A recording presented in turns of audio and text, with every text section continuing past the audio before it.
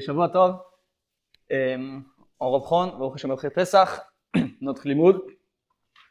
On continue la Gemara Makot, Perek Sheni, deuxième chapitre de traité Makot, Daf Chet Amud Aleph. On est dans la Mishnah. C'est une Mishnah que la vérité, on l'a déjà lu. On a déjà commencé avant Pesach, mais il y a un moment déjà, il faut quand même refaire. Et pour la reprise, aujourd'hui, on a un sugia, je pense, plus facile, pas tellement compliqué, pas beaucoup de machlokot. Sugia plus ou moins facile, et j'espère qu'on pourra avancer aujourd'hui dans l'heure qui est devant nous, jusqu'à la Mishnah d'Afret Amud Bet. C'est pas un Gemara compliqué. Alors, je vous rappelle que le sujet de notre Perek, le sujet du Perek Sheni, comme Maseret Makot, chaque chapitre, il a un sujet à part qui appartient à ce Perek. Chaque chapitre traite un autre sujet seulement, un sujet à part. Alors, le sujet de Perek Bet, il est le sujet de ville de refuge, ceux qui doivent se réfugier dans ces villes, c'est-à-dire ce que la Torah appelle Rotse Orek Menefesh Bishgaga, celui qui se préserve par erreur, par inadvertance, il a tué un autre juif. Ce que la Torah considère comme Shogeg. Oui, maintenant, comme on l'avait déjà dit, le mot Shogeg, on n'a pas une bonne traduction parfaite à ce terme. Comme ce terme, il est très, en vérité, il est discutable. Parce que c'est ni honnête, oui, c'est ni un cas de force majeure, et ni karov le mezid, ni son chia. Ça doit être quelque chose de très très fin, là où justement on a eu pas mal de machlokot, et on aura encore de machlokot.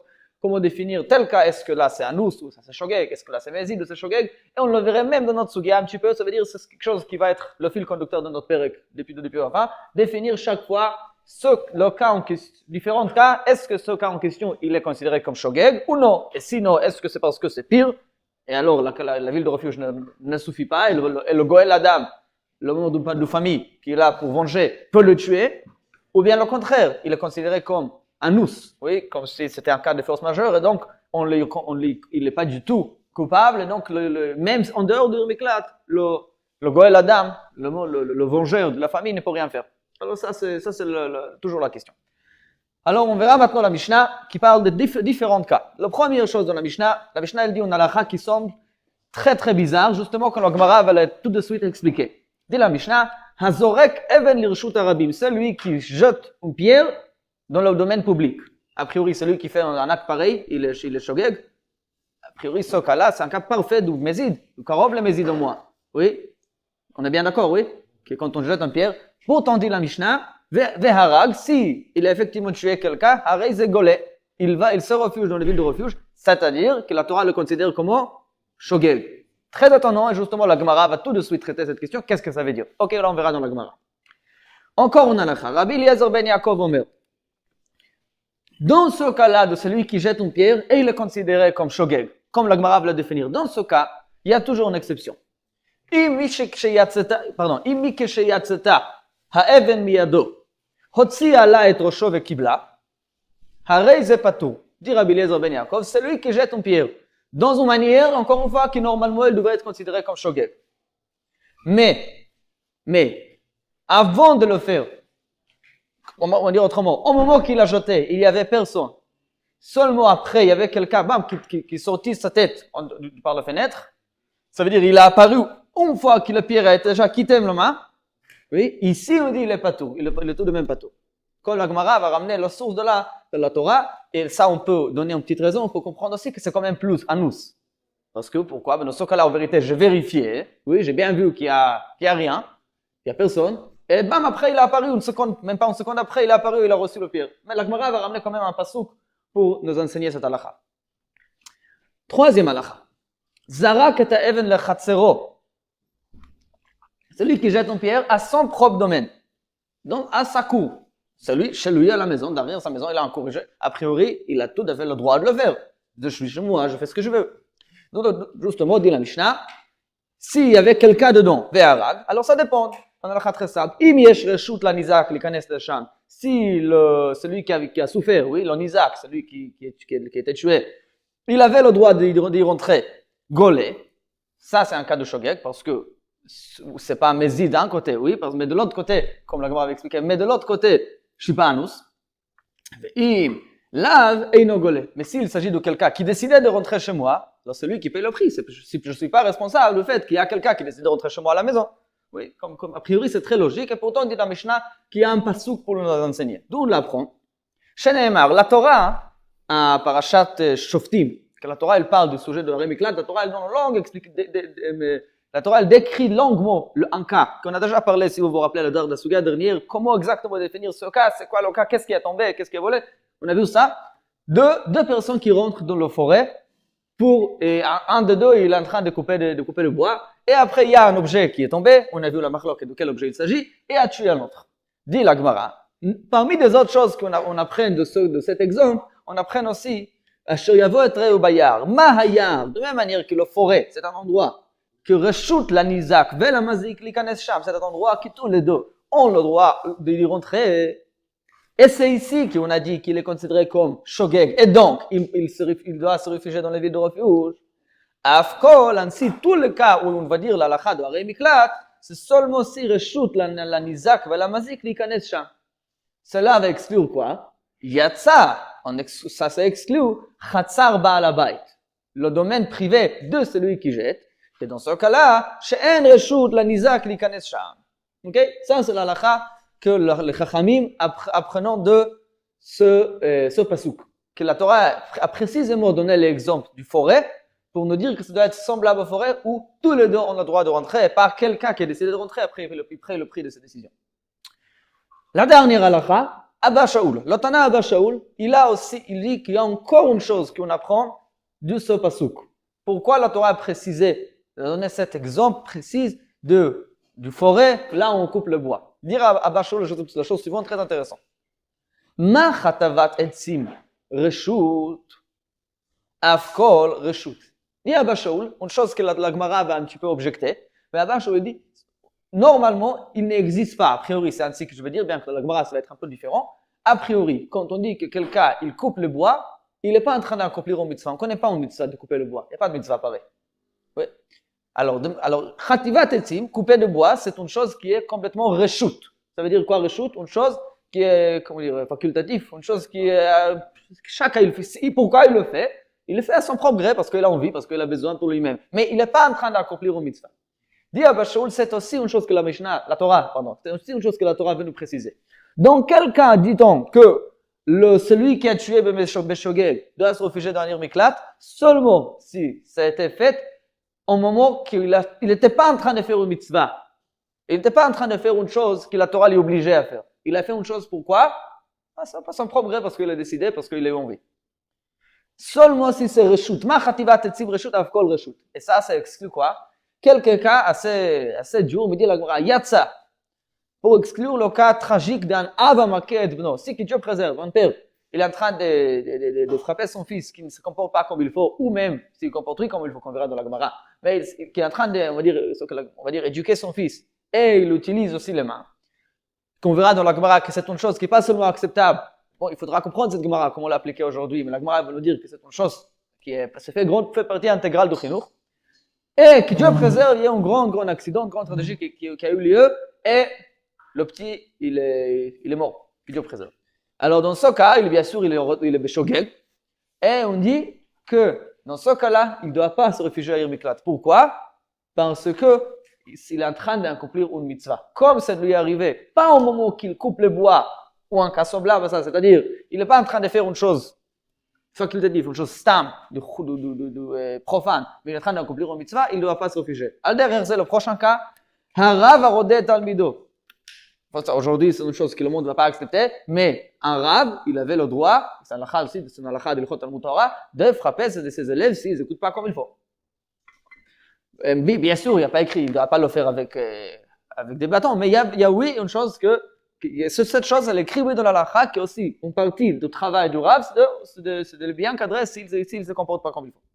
Et dans ce cas-là, si que Dieu préserve à nouveau, il y avait ce grand accident, alors il est pas tout. Pourquoi? Parce qu'à nouveau, il est en train d'accomplir une mitzvah. C'est un peu difficile à comprendre, parce que suppose que ce soit Sukkot, par exemple. Pardon? Par exemple, Sukkot, il fait la mitzvah de Sukkot. Il arrive quelque chose dans la Sukkot ou quoi que ce soit, il y a quelque chose qui se passe mal, et il y a quelqu'un qui décède. Tu vas dire c'est Sukkot, je fais la mitzvah, je suis pas tout. C'est une bonne question. Vous parlez d'un cas très précis. Il y avait un accident durant la construction de la souka. C'est un cas intéressant. C'est un cas intéressant. C'est une question, je ne sais pas. Parce que la Mishnah, elle donne seulement 3 cas d'exception qu'on apprend de là.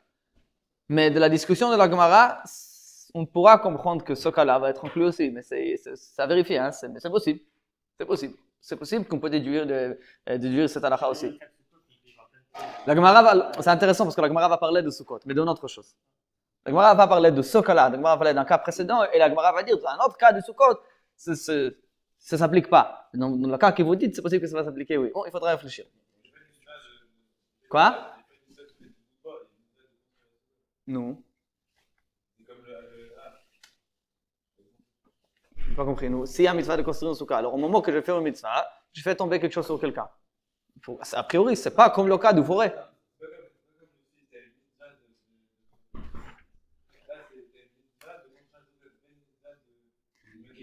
La raison parce que de la discussion de la Gemara, ça a l'air que c'est oui vrai ce qu'il dit. Dans la discussion, on verra tout de suite dans la Gemara, dans la manière comme la Gemara elle parle de Souka justement. La Gemara va parler d'un cas de Souka, mais un autre cas un petit peu.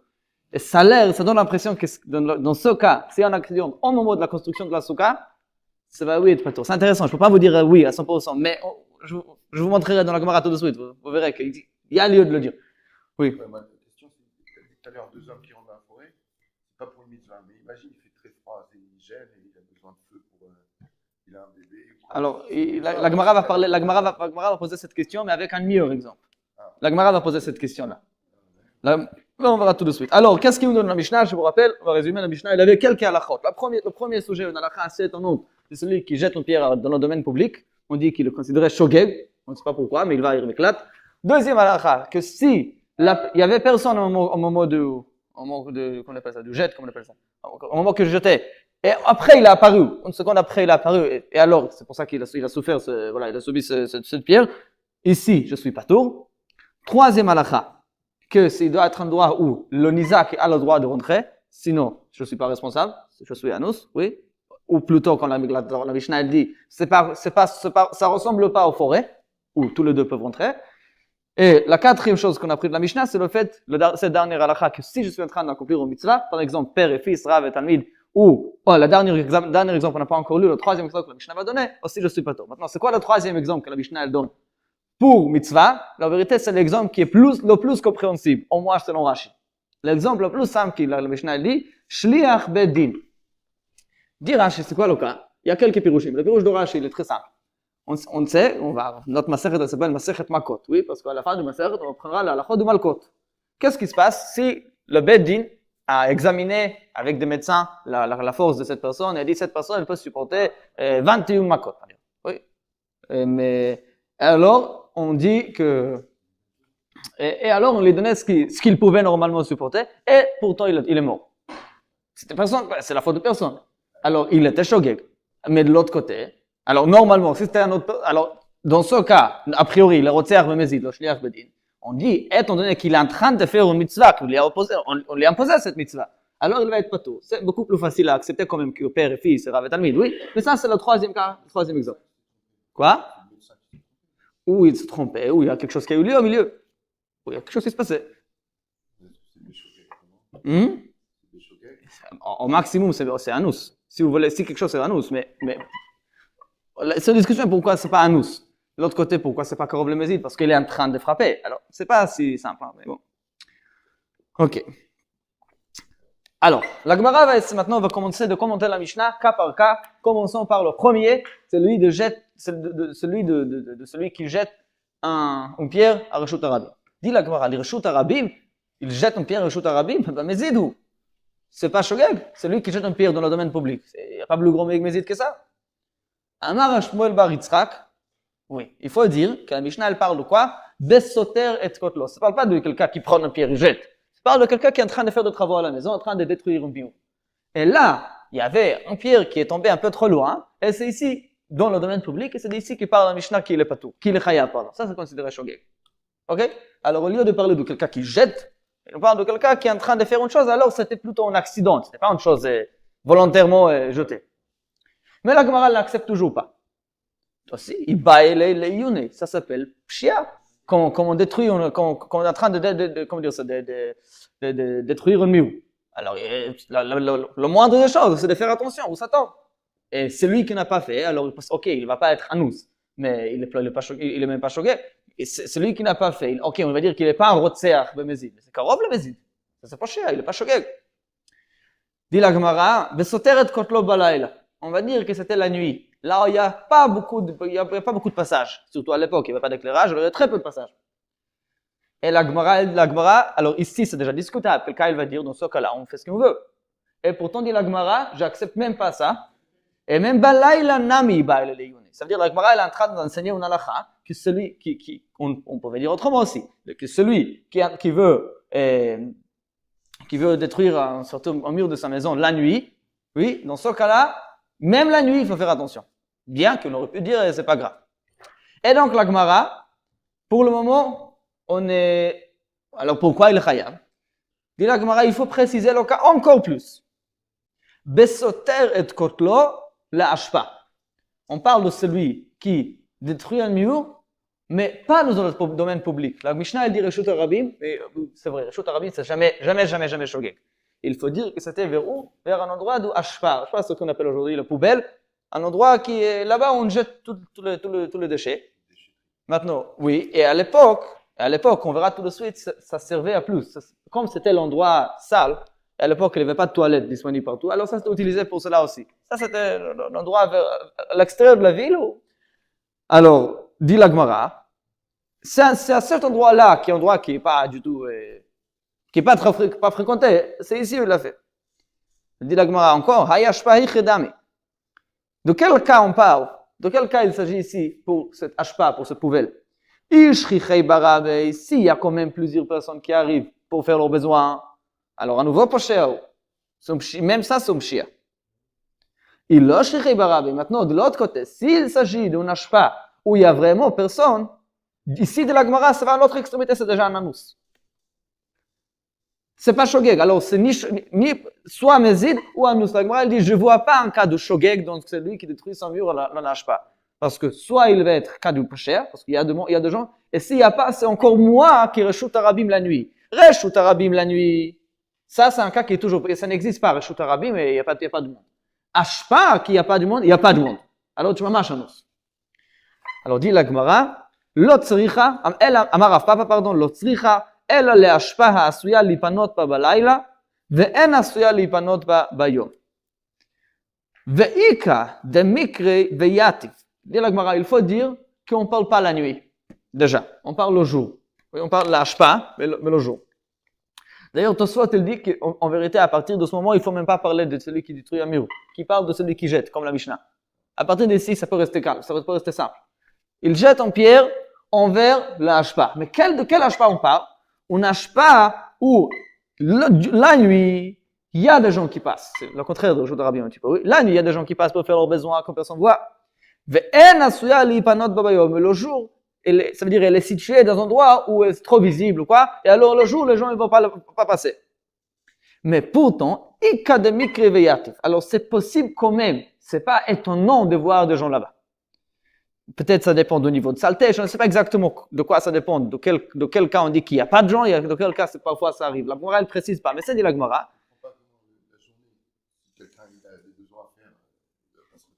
Alors non, il y avait quand même Beta qui sait. Mais cet endroit-là, est-ce que cet endroit, il est utilisé pour ça pour la journée aussi? Parce que c'est un endroit ouvert quand même.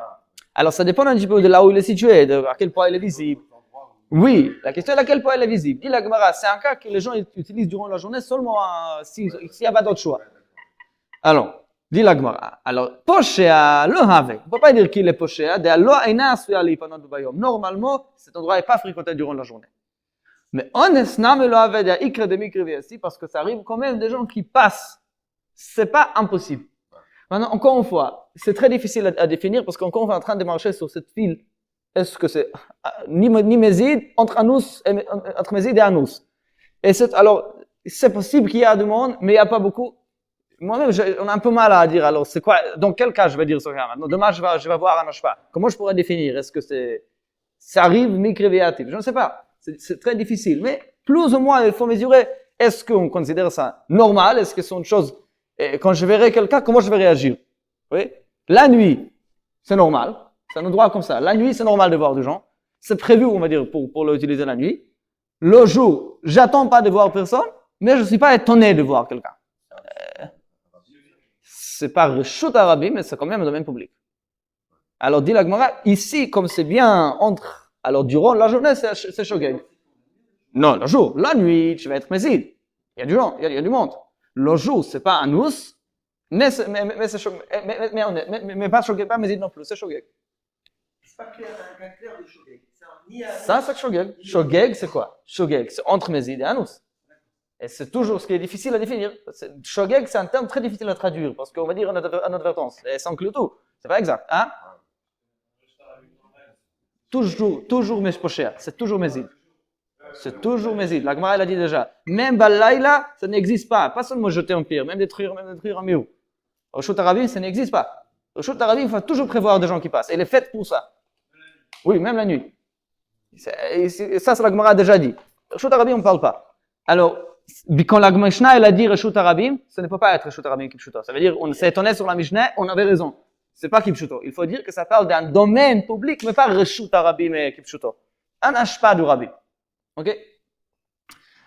Ok. Jusqu'ici, c'est ce qui concerne le premier cas de celui qui jette une pierre ou celui qui détruit un mur vers Reshut Arabim ou ashpa. Le prochain cas, la Mishnah, elle l'a dit, c'est celui qui jette, celui qui jette une pierre, on va dire dans cet endroit-là, dans cet ashpa-là, on va parler, oui.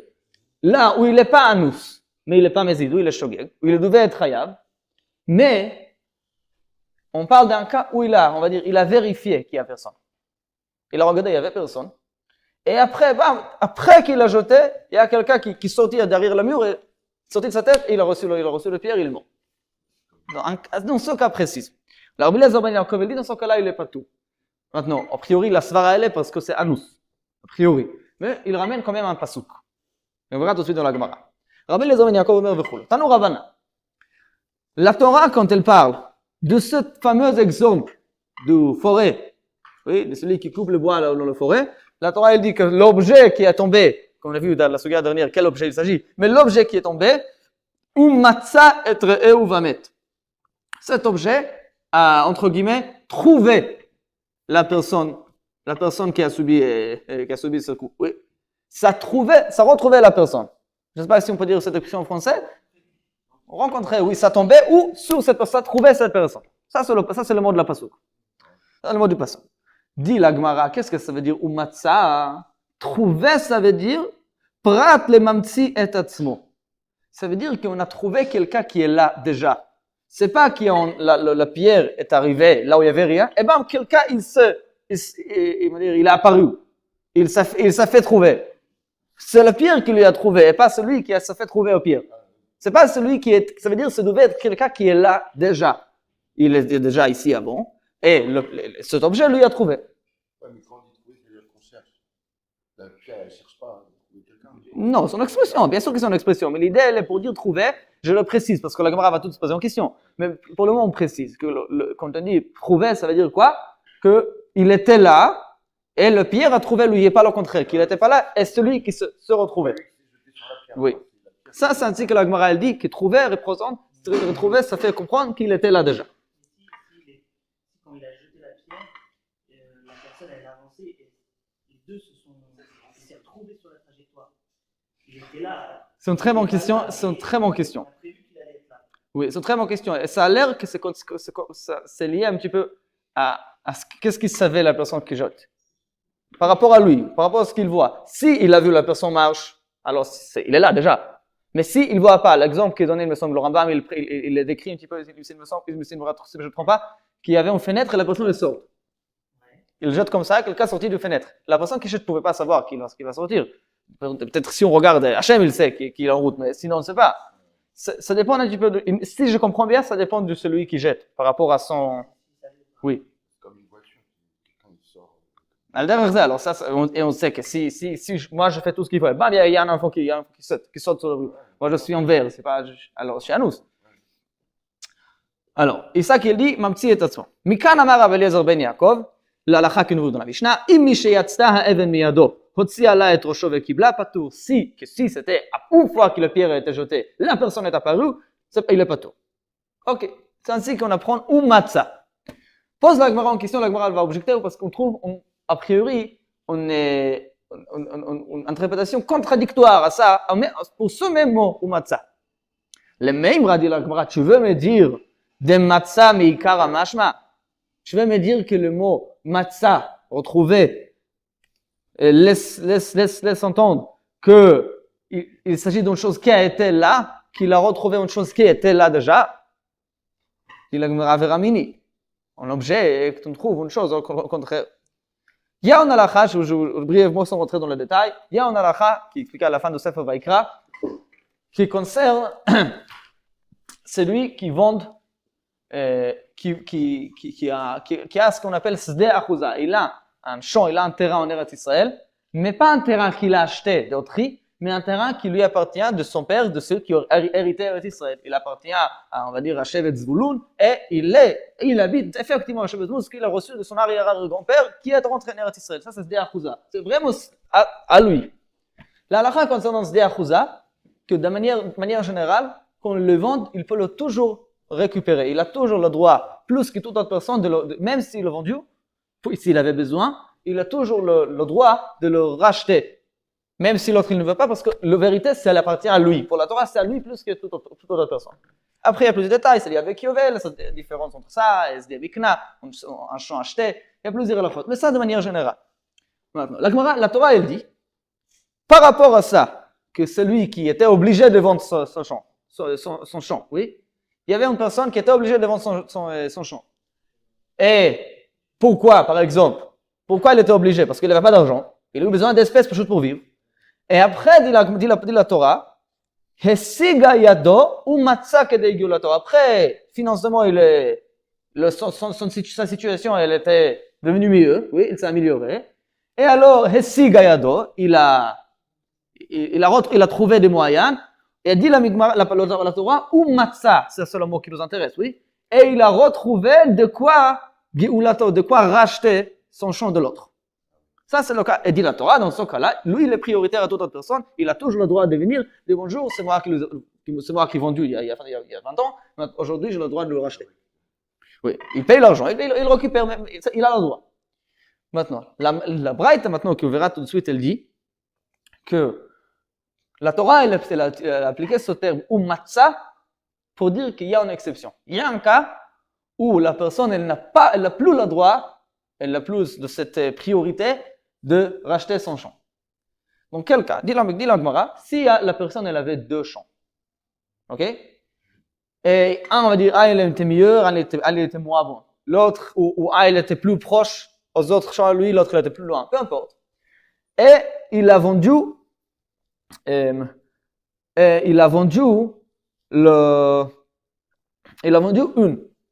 d'abord, ok? Il a vendu celle qui est meilleure. Il a gardé celle qui est pas bon, moins bon. Ça peut être le contraire de la vérité. On va dire comme ça. Il a vendu celle qui est meilleure.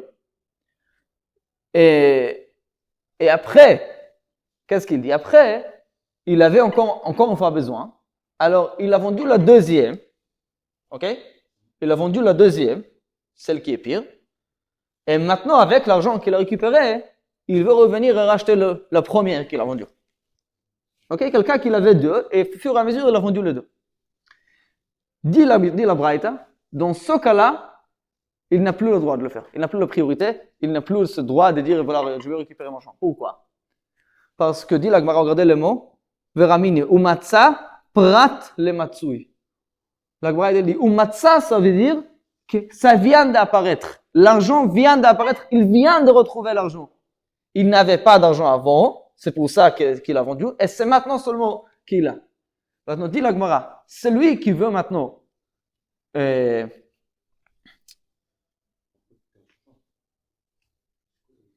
celui qui veut maintenant récupérer le deuxième champ, oui. Alors même avant qu'il a récupéré, c'est pas qu'on va dire que, comment dire,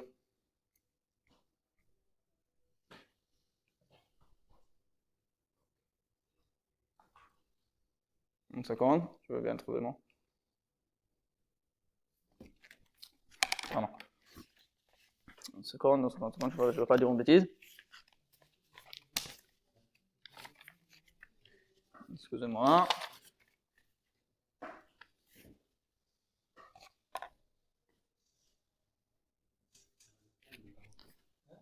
Ouais. Qu'est-ce qu'on dit? La personne a d'abord vendu, on va dire d'abord il a vendu la meilleure, et après il veut vendre celle qui est pire et racheter celle qui est meilleure. Maintenant, dans ce cas, il a perdu tout de suite son droit. Pourquoi? Parce que donc, pour chacune, on dit, tu avais toujours l'argent en vérité, tu avais toujours une autre manière pour garder ce champ. En vérité, tu pourrais vendre celle qui est pire et garder celle qui est bien, celle qui est bonne. Toi, tu as choisi de vendre celle qui est bonne. Maintenant, je veux revendre celle qui est pire pour récupérer celle qui est bonne. Mais celle qui est bonne, tu n'as plus le droit de le prendre. Pourquoi? Parce que même au moment que tu l'as vendu, en vérité, cet argent maintenant, on va dire comme ça, cet argent maintenant avec elle, tu veux maintenant le racheter. C'est l'argent de quoi? C'est l'argent provenant de la vente de l'autre champ. De la deuxième champ. Maintenant, quand il vient pour réclamer le premier champ, avec quel argent il veut le faire? Avec l'argent qu'il a obtenu de la vente de deuxième. Maintenant, cet argent-là, il les avait pas avant. Il avait, oui, parce qu'il avait la champ même. Quoi? S'il achète il vend le premier champ qui est plus intéressant financièrement. Oui. Le deuxième champ, il est moins intéressant, il l'a vendu. Il ne pouvait pas racheter le premier champ s'il n'a pas vendu celui-là parce qu'il était plus important financièrement. Avec les deux, il a pu acheter celui-là. Comment faire? Maintenant, ils vendent celle qui est moins importante, oui, celle qui est moins intéressante, celle qui est moins bonne. Maintenant, ils le vendent pour racheter la bonne. Ça, c'est une autre question. On va dire, il arrive, oui. Parce qu'elle est plus grande, je ne sais pas. Ça va finir par la même prix. Ça, c'est pas la question. L'idée, elle est que le même argent avec lequel il veut maintenant acheter, en vrai, il l'avait avant aussi. Au moment qu'il a vendu le bon, il avait toujours la mauvaise. Il l'avait avant aussi. Alors, seulement il a choisi de le vendre et ne pas utiliser ça. Maintenant, il veut dire, non, je veux utiliser l'argent de mauvaise pour récupérer la bonne. Mais tu l'avais cet argent déjà avant. Dit la Torah, je ne vais pas le pouvoir expliquer maintenant la logique de cette halakha. Mais comme la Torah elle dit, il doit être ou matzah, le droit de récupérer le champ vendu, seulement s'il s'agit de l'argent qui vient d'apparaître. Tu viens de faire une bonne affaire et tu as retrouvé de quoi acheter. Mais si tu n'as rien retrouvé, la vérité, tu as pris l'argent le champ qui avait toujours à côté. Le champ qui était toujours à côté, tu le vends maintenant. Alors, bonjour, c'est maintenant que tu le réveilles. Tu avais toujours cet argent. Dans ce cas-là, c'est pas le cas que la Torah elle dit, t'as retrouvé l'argent. Non, t'avais l'argent toujours. Et ça, c'est pas le cas de Umatza. Alors, je résume. Où est-ce qu'on dit que, pardon, où est-ce qu'on dit qu'on a le droit de récupérer le champ vendu seulement quand il s'agit de l'argent qui vient de gagner. Et ça, nous l'apprend du fait que la Torah elle dit Umatza. Et non pas qu'il s'agit d'une chose qu'il avait déjà avant, et là il a décidé de le vendre. Dans le mot de la Gemara, Umatza, prat le matsui, c'est pour exclure ce qui a été déjà retrouvé. Umatza, ça implique que ce n'était pas là, ça vient d'apparaître. Ok? Par exemple, il a hérité, il a fait une bonne affaire, je ne sais pas quelqu'un lui a donné un bon cadeau, je ne sais pas quoi, mais quelque chose qui vient d'apparaître. Pour dire quoi? Pour dire pour exclure le cas de celui qui avait deux champs, et c'est là où il a réalisé qu'il peut vendre la deuxième qu'il avait toujours. Ça veut dire qu'il utilise l'argent qu'il avait toujours à côté. L'argent qu'on avait toujours à côté, c'est pas l'argent qui te permet d'aller voir le champ de l'autre. Alors, qu'est-ce qui nous intéresse? Apparemment, il peut le droit Apparemment, on peut savoir si on retrouve, on va dire comme ça, une chose est sûre, si on retrouve qu'est-ce qui s'est passé récemment? Il a vendu le deuxième champ et là, il vient d'un coup. Dans ce cas-là, si on sait, il n'a pas prioritaire. Oh, maintenant, quel rapport? Parce que qu'est-ce que Rabbi Eliezer ben Yaakov il a dit? Que quand la Torah elle dit que l'objet qui a sauté a retrouvé la personne qui a souffert, il dit retrouver ou matzah, ça veut dire quoi? Qu'il est, non, bien le contraire. Matzah, ça veut dire qu'il était là déjà, qu'il n'est pas vient d'apparaître. C'est ça, ou matzah. Il a retrouvé quelque chose qui est là et pas le contraire. Ici, on dit le même mot, ou matzah, pour dire le contraire, qu'il vient d'apparaître et pas l'argent qu'il avait déjà. Alors, comment alors on interprète le mot ou matzah dans la Torah? Comme une nouveauté ou comme une chose qui est là déjà? Pour exclure l'ancien ou pour d'Afka prendre l'ancien? Alors, dit la Gemara, Amar, il faut dire que le mot ou matzah en vérité, elle n'a pas on va dire, de traduction universelle qui est toujours le même. Ça dépend pachou du contexte. Hacha minyana dekra, vehata minyane dekra, ça dépend du contexte général du sujet. Dites la Gemara. Hatam, là-bas dans le sujet du doshon, minyane dekra, on l'apprend à partir du contexte qui a écrit quoi? Ou matzah, dum yade vehisiga yado. Qu'est-ce qu'il dit là le pasuk? Le pasuk il dit vehisiga yado, ou matzah kedei giulato. Vehisiga yado, ça veut dire quoi? Son état financier amélioré. Oui, il a retrouvé l'argent, et alors il a retrouvé de quoi acheter. Quand on dit ici Gayado, ça c'est sûr que ça parle de quelque chose qui vient d'apparaître. Oui. Alors quand on dit une chose, l'argent vient d'apparaître, et alors il a retrouvé, dans ce contexte, retrouver, ça veut dire retrouver en trouvaille, une nouvelle chose. Ici Gayado vient d'arriver, ou Matzah vient d'arriver. De même manière que ici Gayado mehashta, de même manière que le fait qu'il a retrouvé l'argent, qu'il a eu l'argent, c'est nouveau, c'est à partir de maintenant. Aussi, af matzah, le mot matzah nami mehashta. Ça, c'est là-bas, le contexte de pasuk là-bas. Le contexte nous oblige à le traduire de cette manière qu'il s'agit de quelque chose de nouveau, qui vient d'apparaître. Par contre, ici, hacha, minyana dekra, c'est bien le contraire. Quand on dit ou matzah ici, dumya de ya'ar, on dit, il était dans la forêt, et qu'est-ce qu'il a retrouvé? Il y a un objet qui est tombé, et qu'est-ce que cet objet a retrouvé dans la forêt? La personne. Mais ça veut dire, on parle où? Retrouver, au lieu de retrouver, on va dire comme ça, au lieu de trouver un des arbres, on dit, de retrouver un arbre, le trouver en personne. Mais, ça veut dire quoi? Là-bas, on parle, on va dire comme ça, c'est comme un choix parmi plusieurs objets qu'il avait devant lui, sur terre. Mais on parle des objets qu'il avait déjà devant lui. De même manière que le yard. Par exemple, si on va dire que dans le yard, il n'y avait pas de personne, alors ça aurait tombé où? Sur un arbre, sur la terre. Alors ça aurait retrouvé en autre chose. Et là, on dit qu'au lieu de retrouver un arbre, c'est retrouver la personne. Mais ici, le mot trouver, il va dans le contexte de quoi? D'un choix entre les objets qui sont là.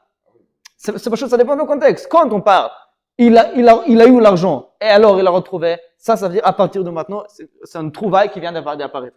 Par contre, quand on dit, il a tombé sur la terre, dans la forêt, et il a retrouvé là-bas un homme, on parle d'un homme qui était là, de la même manière que les arbres sont là. L'homme, il est là aussi. On parle de quelqu'un qui était là, et non pas de quelqu'un qui vient d'arriver. Que ça rentre moins bien dans le contexte où Matzah Bayar. Il était caché, il ne le voyait pas. Enfin, je veux dire, on ne le voyait pas, il est sorti au dernier moment. C'est ça qui dira, justement, dira Belazar Ben Yaakov. Si c'est ça le cas, ça s'appelle pas Matzah. Il n'est pas tout. Mais le cas de la Torah, il est comme un arbre qui est là, et je l'ai retrouvé. Aussi un homme, il était là, je l'ai vu. Je n'ai pas voulu le tuer. J'étais en train de couper, mais il y a un objet qui est tombé. Comme il dit, soit le sol au métal ou un morceau de bois. C'est ça qui dira Belazar Ben Yaakov, justement. Et pourquoi? Parce que dans ce contexte, le mot Umatzah représente quoi? Quelque chose qui était là, et pas une chose qui vient d'apparaître. Alors en vérité, ça dépend du contexte. Ok? Et pour le dernier sujet de la Mishnah, le sujet du Reshut ou Mitzvah. Qu'est-ce que dit Abba Shaul? Que l'exemple de couper le bois, il est là pour nous dire que de même manière que couper le bois, c'est pas une mitzvah, ainsi aussi toutes les halachot de Irmiklat s'appliquent seulement si on n'est pas en train d'accomplir une mitzvah, pour exclure un père et un fils, un rab et son élève, un shliach bedin, comme la Gemara elle a dit. Maintenant la Gemara, elle veut poser la question que vous avez posée, ça va être lié aussi à votre question aussi. Pourquoi c'est si évident que couper un bois, c'est pas une mitzvah? Bien sûr qu'il y a de mitzvah de couper parfois, il y a une grande mitzvah de couper de bois. Dit la Gemara, Amar le Yahu Merabanan le Rava. Un des élèves, Yahu Merabanan, un des Chachamim, a posé la question à Rava. On dit, Mimay de mechatevat etzim de reshut, d'où je sais qu'on parle ici de couper le bois de reshut, pas du tout. Dilma mechatevat etzim de souka. Peut-être on parle d'un cas de celui qui coupe le bois pour construire, pas la construction même, hein, celui qui coupe le bois pour construire une souka. Ou, encore mieux, mechatevat etzim de ma'aracha, celui qui coupe le bois pour le bûcher de Beth Amikdash, pour le misbech, encore mieux. Il est en train de couper le bois, mais pourquoi Abba Shaul? Pour lui, c'est sûr, couper le bois, c'est un exemple classique de quelque chose qui est reshut, qui passe au mitzvah. D'où je sais? Et si c'est une mitzvah? Oui, a priori, on a deux cas qu'on coupe le bois, et pourtant c'est une mitzvah. Dites là, on donne deux exemples. Dites la Gemara, et pourtant, quelqu'un il peut dire, et pourtant, bien que il s'agit de mitzvah, la Torah elle dit qu'il est chayav. D'où je sais que la Torah elle ne parle pas de celui qui coupe pour Uzuka, celui qui coupe pour le misber. Rav il lui répond la réponse suivante. Rav a dit le mot suivant. Rav dit comme ça. Je sais quoi? Possible. Peut-être c'est vrai qu'on parle ici de celui qui coupe les bois. La Torah elle parle de celui qui veut construire un soukha. La Torah elle parle de celui qui veut ramener le bûcher pour le Beth Amikdash. C'est vrai, on parle de celui qui le fait pour mitzvah. Mais même s'il s'agit de ce deux cas, de celui qui fait pour mitzvah, pour soukha ou pour le misber, pour le maracha, ce n'est pas considéré comme mitzvah, bien qu'il est fait pour. Pourquoi? Regardez bien. Amarlei, kivan de imatza chatuv, lav mitzvah, hashtanami lav mitzvah. Dit Rav, est-ce que c'est vrai qu'il y a l'obligation sur chacun d'aller couper le bois pour construire une soukha? Est-ce qu'il y a une obligation de couper le bois pour le misber? Non, s'il y a des bois coupés, il n'y a pas de mitzvah d'aller couper. Le ikar, il est d'avoir des bois. Alors c'est vrai que lorsque je le coupe, quand il n'y a pas de choix, alors je suis en train de faire une chose pour une mitzvah. Mais dire Rav, c'est pas une mitzvah, c'est ça que la Mishnah appelle reshut. C'est pas le niveau de mitzvah qu'on appelle mitzvah, ce niveau-là de mitzvah, qui pour la vérité, je pouvais l'éviter. Oui, une mitzvah qui était évitable, une mitzvah qui je n'étais pas obligé de le faire, quoi qu'il arrive. Cette sorte de mitzvah, c'est justement ça que la Gemara appelle, la Mishnah appelle reshut. Pourquoi on appelle ça reshut? Justement, dire Rav, la vérité, il n'existe pas chativat etzim qui est mitzvah véritable. Parce que quelle mitzvah c'est déjà? Au maximum, c'est une mitzvah qui, si j'ai pas de choix, j'ai une mitzvah. Mais le fait même que quand j'ai un choix, il n'y a pas de mitzvah, mais m'indique que même que j'ai pas de choix, c'est aussi pas la vraie mitzvah. Et donc, c'est pas comparable au cas du Ave Ben, Rav et Talmid et Shliach Bedin. Vous voyez? Vous voyez la logique? Dit la Gemara, répondez la Gemara en grande question. Et tu vas Ravina le Ravina pose la question, mais c'est pas vrai ce que tu dis. Parce qu'on aurait pu dire la même svara sur les exemples que la Mishnah dit. Un père et un fils. Pourquoi le père il frappe son fils? Parce qu'il n'y a pas de choix, parce que le fils il se comporte pas, il n'écoute pas. Oh, dis-le, mais a priori, selon toi, si le fils il se comporte bien, il fallait pas le faire. Pourquoi je le fais? Parce que malheureusement il n'écoute pas. Alors d'après toi, si c'était évitable, oui, c'est comme quelqu'un qui pouvait retrouver des bons bois, malheureusement il n'y avait pas, alors il coupe. Alors, pour toi, c'est pas considéré mitzvah. Pourquoi alors le Tana il dit qu'un père et un fils, si le fils, bon, malheureusement le fils il n'écoute pas, alors tu es obligé. Mais si le fils il écoute, oui, tu n'étais pas obligé. Alors même s'il n'écoute pas, c'est pas le vrai mitzvah. Parce que c'était évitable. C'est une chose que tu n'es pas obligé de faire quoi qu'il arrive. Dans la question, dit la Gemara, Amar le Ravina le Rava, la Mishnah elle finit par quoi? Yatsa ha'ava maked bno harav oroded talmido shliach bedin. Dit la Gemara. Là, d'après toi, on va dire la même chose. Kivan de il ou gamir. De même manière que, puisque si l'enfant avait étudié la mitzvah, et bien sûr, il n'avait aucune mitzvah de lui frapper, alors hashtanami, même maintenant qu'il étudie pas, et tu es obligé de le faire, mais c'est comme quelqu'un qui coupe le bois pour la soukha, que tu ne considères pas comme mitzvah, parce que c'est une chose technique, c'est pas un chiyuv. Hashtanami lav mitzvah. Oui, après une grande question. Soit on dit que quoi qu'il arrive, si mon but il est en mitzvah, alors soukha aussi. Peu importe, soukha ou mon fils, tous les deux, c'est un cas que je fais pour mitzvah, c'est bon. Et si tu me dis qu'il faut voir si c'était évitable, si c'était obligé quoi qu'il arrive ou pas, alors, un père et un fils non plus. Non, pas ça. Alors même s'il n'écoute pas, tu lui frappes, est-ce que c'est considéré comme mitzvah? Pas obligé de le faire. Techniquement, il n'écoute pas. C'est là. Amarley, Rav lui dit en réponse très étonnante de ça que dit Rav. Amarley, la Gemara elle dit, Hatam, afal gav de gamir mitzvah. Avec un fils, même un enfant qui se comporte bien, il faut lui frapper. Oui. Très, très intéressant, mais c'est ça que dit la Gemara. C'est pas comme un cas de soukha. Justement, le dit Rav. Regardez. D'ective. Dit la Gemara, d'où on apprend, il y a un passage qui dit, Yasser bincha, comment on dit ça, fais souffrir ton fils, veyanichecha, il va te donner la nachat, veiten ma'adanim le nafshecha. Il va te faire donner des délices spirituels, bien évidemment, à ton âme. À tel point, je sais, je n'ai pas là pour expliquer, mais voilà le mot de la Gemara qui dit que quoi qu'il arrive, il y a un mitzvah de donner un claque à son fils. Je ne sais pas là pour expliquer, mais voilà le mot, il faut demander au grand mechanchim comment l'appliquer à notre monde aujourd'hui. Aujourd'hui, c'est différent, mais le monde aujourd'hui est plus fragile, etc., etc. Mais voilà ce qui est écrit. Alors, pour ça, dit Rava, dans le cas de celui qui coupe en bois pour construire un soukha, ou pour avoir le bois pour le misbéach, ici, comme il avait un chemin, il pouvait trouver des bois, il a décidé de couper combien? C'est pas un trioux. Même si t'as pas trouvé, ça reste, c'est pas considéré mamash mitzvah. C'était un autre chemin en vérité, toujours. Ici, c'est un oui mitzvah parce que quoi qu'il arrive, t'as un trioux. Très intéressant, mais voilà ce qu'il dit la Gemara. Alors, pour le moment, on a quoi? On a eu la question de cet élève qui a dit à Rava, a priori, la Mishnah, elle nous dit que celui qui coupe en bois, c'est un cas classique d'où? Quelque chose qui n'est pas une mitzvah, oui. Et d'ici, on apprend que partout, ça ne doit pas être une mitzvah. Et pourtant, on a un cas d'où celui qui coupe en bois pour une mitzvah, soukha ou misbeach, soukha ou le bûcher de misbeach, de maracha. Répondre Rava en logique. Peut-être ça parle même de soukha, pas de problème. Que ce soit soukha, que ce soit pour ça. Mais c'est pas la mitzvah dont on parle. C'est pas son niveau de mitzvah. Pourquoi? Parce qu'il n'y a pas d'obligation de couper en bois. Techniquement, maintenant, j'ai cette obligation parce que j'ai pas. Mais l'obligation commence après que je le bois. C'est là où j'ai l'obligation d'avoir un soukha. Quoi faire avec un fils impère? Dire Rava, ici, tu as oui une obligation. Il n'y a pas d'autre chemin. Il y a toujours l'obligation de le faire. Ok? C'est très intéressant, mais c'est une dit la Gemara. Maintenant, ici arrive votre question. Selon cette logique-là, s'il y aura maintenant un accident, pas au moment de couper le bois pour la soukha, au moment qu'on construit la soukha. Ici, Rava, il va dire quoi? C'est une mitzvah ou pas? Et sûr que oui, il y a une obligation de construire. Alors, ici, c'est pas, a priori, sauf s'il va dire que comme si j'ai une soukha bien prête, alors il n'y a pas de triomphe de le construire. Mais ici, la question est plus intéressante. Est-ce qu'on considère ça aussi, c'est parce que j'avais toujours la manière d'avoir un soukha prête ou ça ou être une mitzvah? Possible que ça soit déjà une mitzvah, mais c'est une question. C'est intéressant. Voilà, je pense qu'il faudra arrêter ici parce que je ne sais pas combien de temps vous pouvez rester encore. Je ne vois pas. Dites-moi. Vous avez encore du temps parce que si oui, on va avancer. Hein. Dites-moi si c'est possible. Hein? Si on a 10 minutes, c'est bien. Oui, 10 minutes on a? Ok, très bien. Maintenant, Rava. Alors, ça c'était jusqu'à maintenant.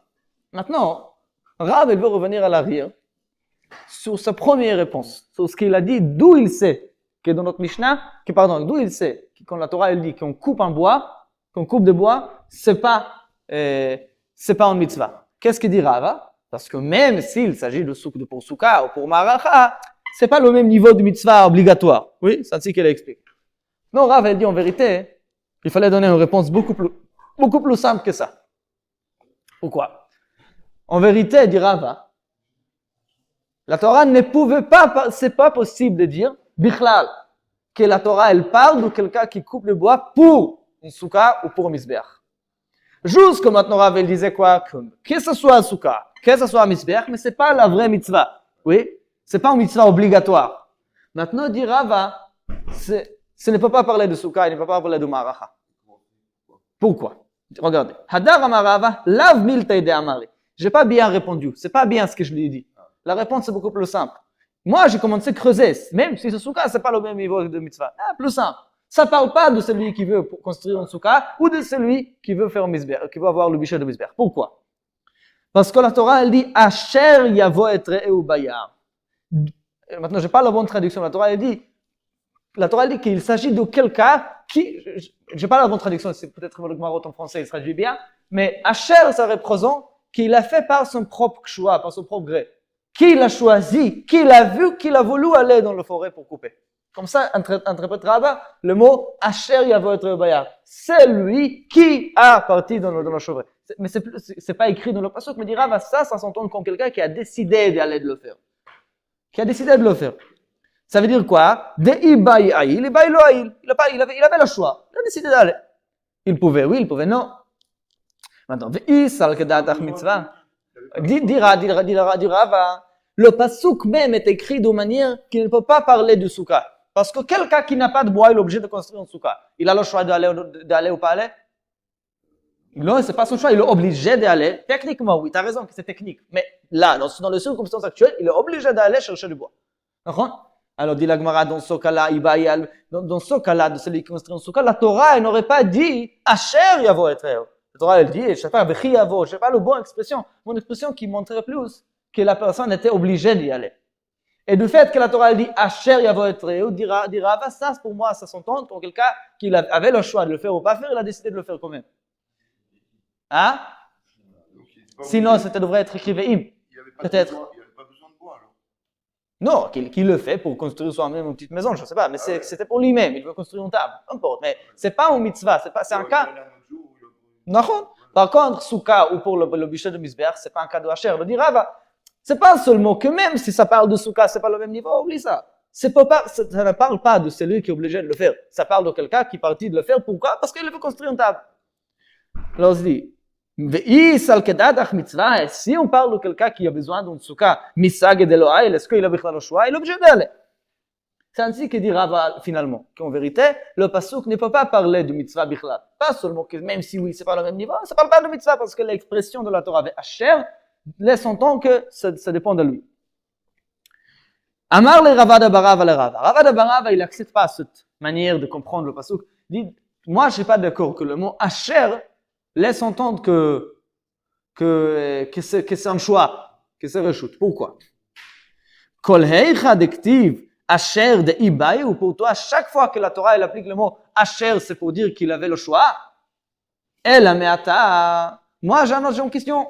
Il y a un passage qui dit Veish Asher yitma velo yitrata.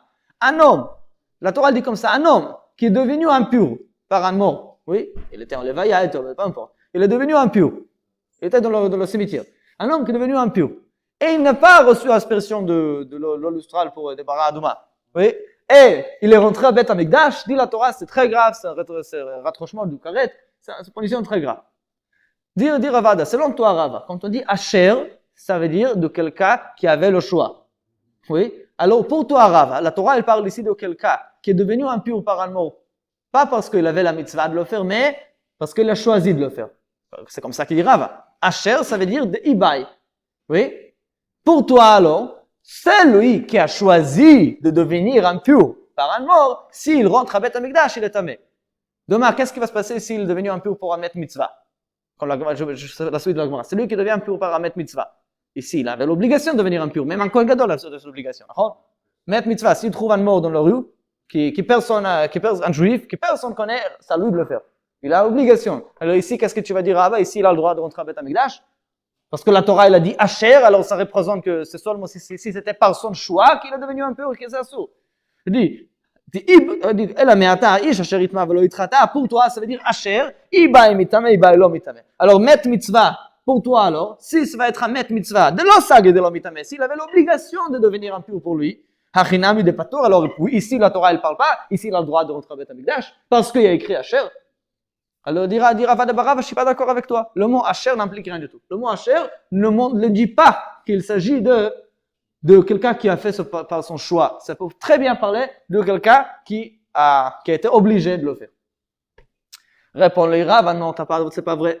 Là, en vérité, le mot Asher, ça implique, oui, c'était par choix. Et c'est vrai que là, naturellement, quand je vois le pasuk Ish Asher Itma, j'aurais dit qu'il s'agit de quelqu'un qui a choisi de se faire impur. Mais, Shaniatam de Amarkra Tameiye, la Torah, le pasuk là-bas, il finit, on a tourné la page, le pasuk il rajoute Tameiye Otumatobo. La Torah a rajouté des mots en plus pour dire que celui qui n'a pas reçu l'aspersion, il sera impur, il restera impur et sa impureté restera sur lui, dans lui Otumatobo. Alors, dit Rav, c'est vrai, Asher inclut seulement celui qui a fait par son choix. Tameiye, on a rajouté ça dans le passage pour nous dire que même celui qui est devenu tamé par met mitzvah, même lui il a pas le droit de rentrer à Beth Amikdash. Mais c'est vrai, Asher c'est seulement si c'est un choix. Ok? Alors pour Rava, Asher représente seulement si c'était fait par un choix. D'où on sait alors que celui qui est devenu impur par un met mitzvah, qui aussi n'a pas le droit de rentrer à Beth Amikdash, un mot en plus. Tameiye. Répond-lui la Gemara, c'est pas vrai? Mikol makom, hahu. Le mot tameiye ne sont pas là pour nous apprendre, pour nous enseigner cette halakha que même pour un met mitzvah, tu ne peux pas aller à Beth Amikdash. Non. Hahumi ba'elei, ce mot-là nous enseigne quoi? L'ekedetani, en braïta qui dit, tameiye le rabot boulion. L'halakha, elle est que même celui qui, un homme qui est devenu impur par une chose pas très grave, pas un mort, devenu impur par nevela. Et après, ça ne demande pas, mais il ne doit pas le lustra, il faut aller au mikveh. Même après le mikveh, il n'a pas le droit encore de rentrer à Beth Amikdash. Il doit attendre la nuit. Ça s'appelle Tvul Yom, c'est lui qui vient d'immerger ce jour-là. Alors, la Gemara répond à Rava, non, le mot Tameh sont déjà, on apprend de là une autre chose, que même un Tvul Yom n'a pas le droit de rentrer à Beth Amikdash. Pour toi, c'est pour apprendre que celui qui est touché Met Mitzvah n'a pas le droit. Et nous on dit non, Met Mitzvah c'est évident. Mais Tameh on utilise quoi? Tvul Yom. Encore plus, la Braïta elle dit, le dernier mot du Pasuk, Od Tum Atobo, le mot Tum Atobo, les rabot mechusar kippurim. Il y a une troisième catégorie. Il y a quatre tmeim, 4 gens impurs, que même après qu'ils s'est immergé dans le mikveh, après que la nuit tombe, ils n'ont encore pas le droit d'entrer à Beth Amikdash. Pourquoi? Parce que leur pureté finale arrive seulement après qu'ils ramènent un korban. Et ça, c'est Zav, celui qui a un flou, celui qui a un Zav. Zava, c'est une femme qui est plus que Nida, une femme qui devient Nida hors de ses règles normales. Zav, Zava. Yoledet, une femme accouchée au bout de 40 jours, 80 jours, ça dépend déjà de garçon-fille. Et Metzora aussi. Toutes ces 4 personnes, même après le mikveh, après tout, après la nuit, ils sont plus Tvul Yom. Mais Beth Amikdash, ils ne peuvent pas rentrer tant qu'ils n'ont pas ramené leur kapara, ça s'appelle Mechusar Kippurim. Nous, alors, dit le Rava de Bara, va dire Rava, pour toi, Tameh, c'est pour inclure un Met Mitzvah, mais non, Tameh, c'est pour inclure Tvul Yom, Tumatobo, c'est pour inclure Mechusar Kippurim. Alors, d'où tu vas prendre qui Met Mitzvah? Si j'ai touché un Met Mitzvah, je n'ai pas le droit d'entrer à Beth Amikdash. Pourquoi il faut? Parce que pour toi, Asher, c'est facultatif. Dit Rava, non. An amarle, ana, mais od, ka'amina. Il y a un mot qui reste dans la pasuk. Od, tumatovo.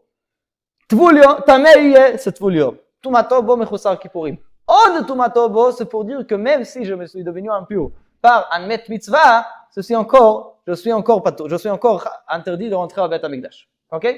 Alors, pour résumer, Rava, il nous a dit que lorsqu'il a écrit Asher, ça montre qu'il s'agit d'une chose facultative, que j'ai le droit de le faire ou pas. C'est mon choix, si je le fais ou pas. Et alors, dans le cas de Yavot, l'Artov et Tzim, la Torah, elle ne parle pas de quelqu'un qui veut construire un soukha, parce que dans ce cas-là, dans ces circonstances, il est obligé d'y aller. Et alors, c'est dit ici qu'Abba Shaul, il sait qu'on ne parle pas de mitzvah. Ouais? Parce que la Torah, elle ne peut pas parler de ça. La Torah, elle dit Asher. Ah, par rapport à celui qui rentre à Beth Amikdash après avoir devenu impur.